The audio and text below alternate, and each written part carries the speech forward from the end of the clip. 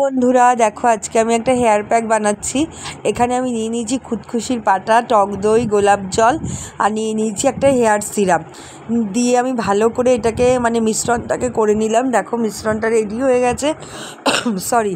তারপরে হচ্ছে আমি চুলে এটাকে ভালো করে লাগিয়ে নিলাম, দুপাশে চুল পাট করে ভালো করে লাগিয়ে নিলাম। কেউ একজন লাগিয়ে দিলে অত্যন্ত ভালো হয়, কিন্তু ঘরে কেউ না থাকার জন্য আমি নিজেই লাগিয়ে নিলাম। আর মুখেও একটু টক দই মেখে নিয়েছি, তাই আমাকে পুরোপুরি ভূতের মতন দেখতে লাগছে, তাই নয় কি বলো?